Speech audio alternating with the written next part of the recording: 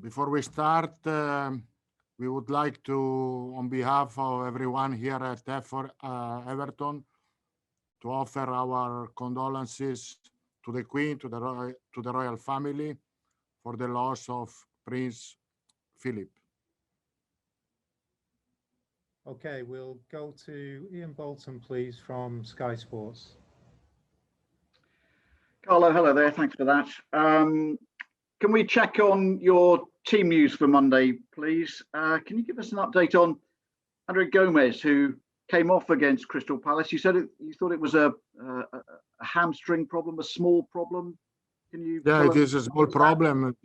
It is too early to say which player will be available for Monday, but for sure, Andre Gomez, that start to train individually today, will not be able to play on Monday, and he will be able for the next game against Tottenham. We are checking Alan also, that he trained normally this morning, but we have 3 days and wait to see how it goes. Maybe he can be available. Will be available Iwobi, that was not available for the game against Crystal Palace, and for the Jordan Pickford started training today, this week, but I think it's not 100%, and we don't want to take a risk for this game.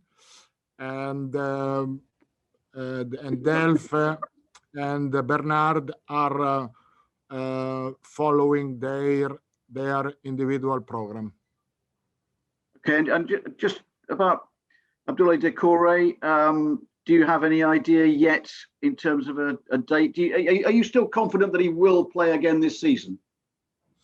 He will play again. Doucouré had the scan last week. Everything was okay. He is going to have a next scan in 3 weeks, and then he can start to, if the scan will be okay, in 3 weeks he can start to train.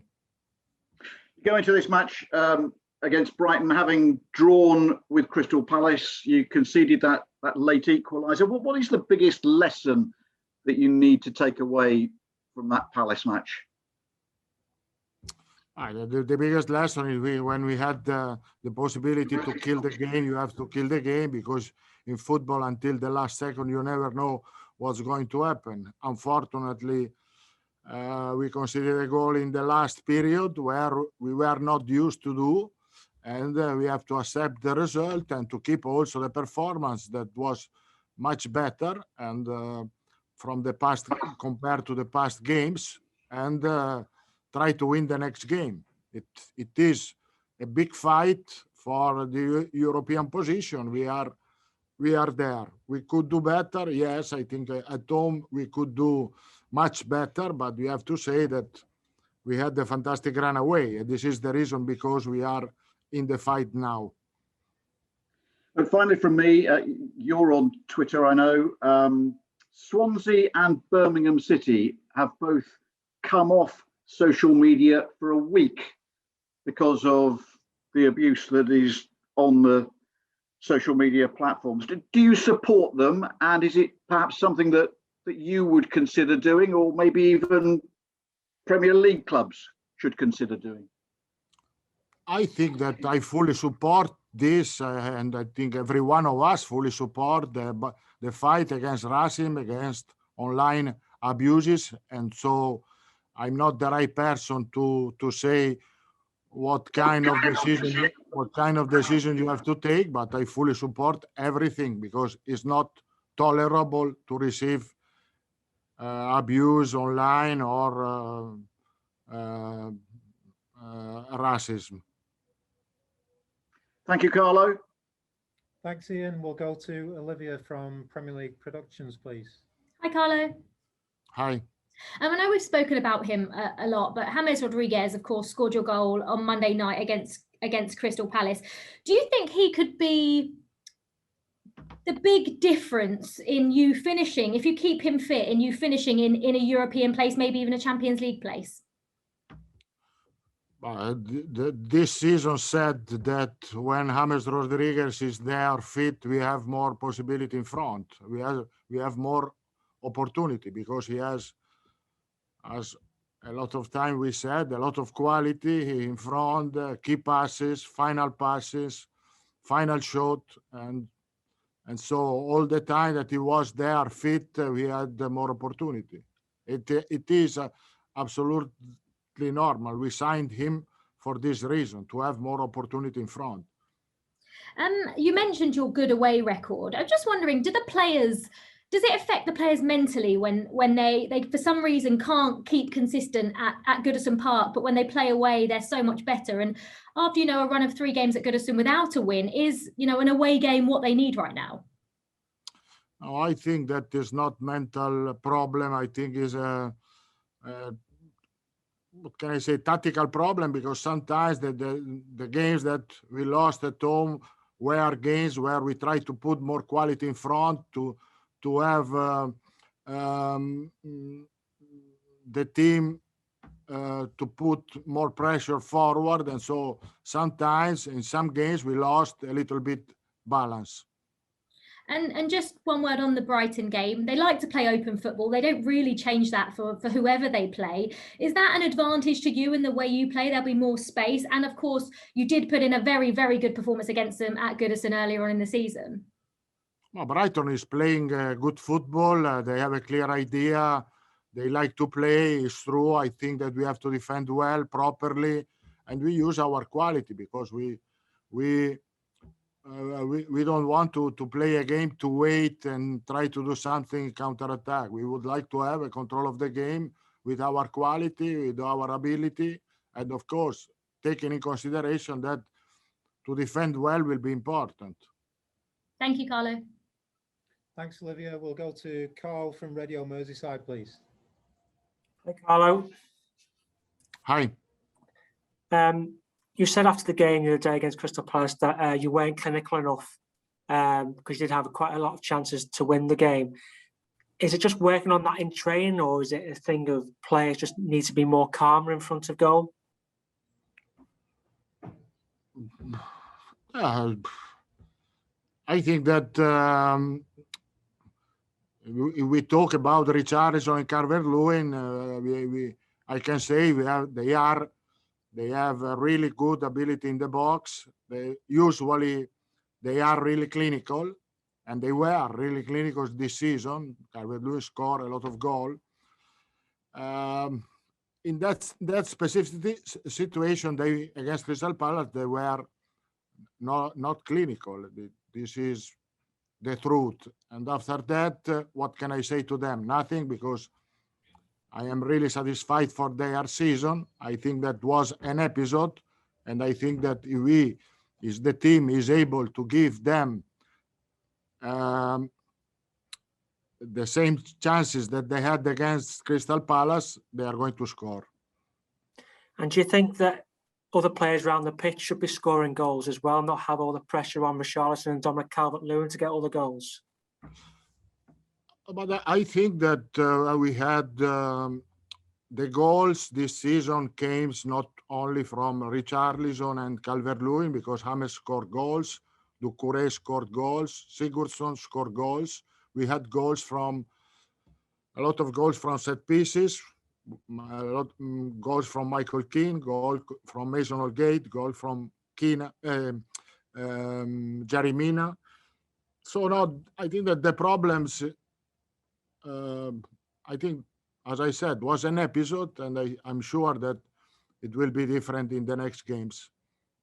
And you're playing Brighton. They're only 6 points above the relegation zone as well, so they're going to be really wanting the 3 points on Monday as well, won't they? Yeah, and in this period, there are no teams that don't need points.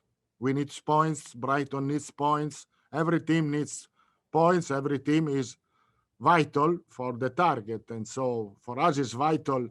The game to try to reach the target of Europe for Brighton will be the same to avoid relegation. So every team is involved, and this is the reason because the Premier League is so exciting.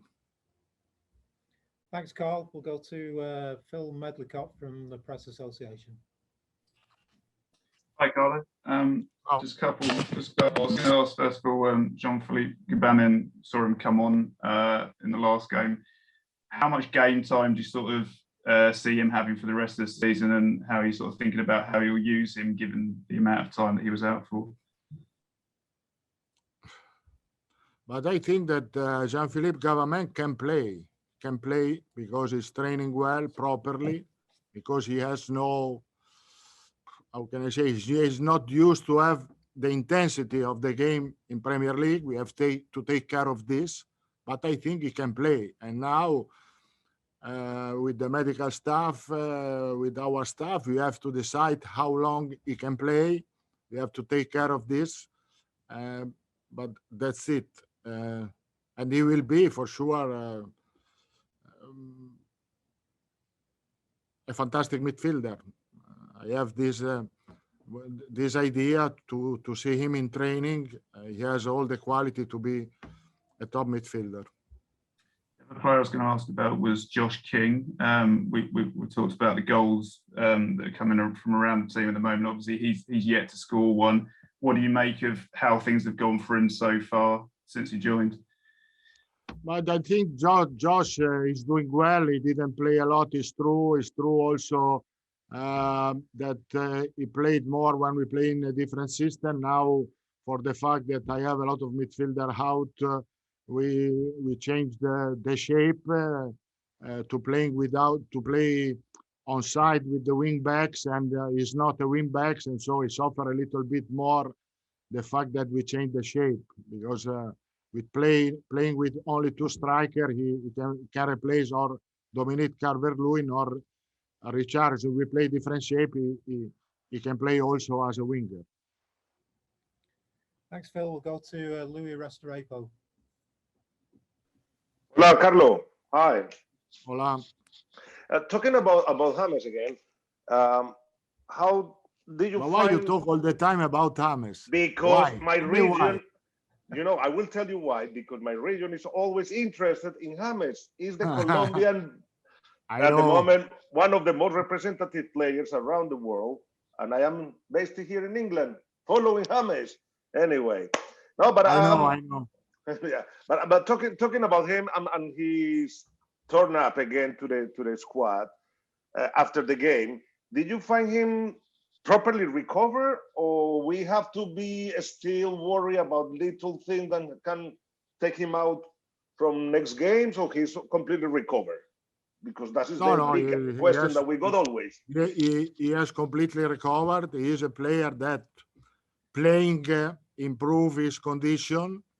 I think we have to take care for him to recover well after games, but he recovered properly. His condition is good. He's motivated, and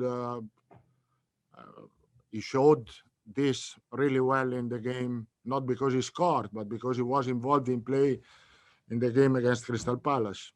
And in terms of his physical level, is he 100% because he didn't play the 90 minutes in the last game against Crystal Palace, or he was just tactical, then you replace him? Oh, I think that his physical condition are good. I don't, difficult to say if he's 100%, but I see him good every day in training. He's pushing in training, he's working well. So his condition is good. No doubt for this. Thanks, Louis. We'll take a question from Per, please. Yes, hello, Carlo. Hello.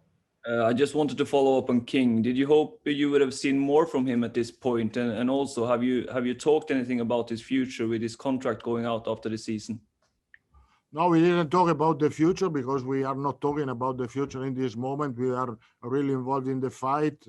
I appreciate the fact that he's training well, properly all the time, and absolutely no problem for this. And the future of the structure of the next season will be discussed not now because we are so involved in in the games, maybe later.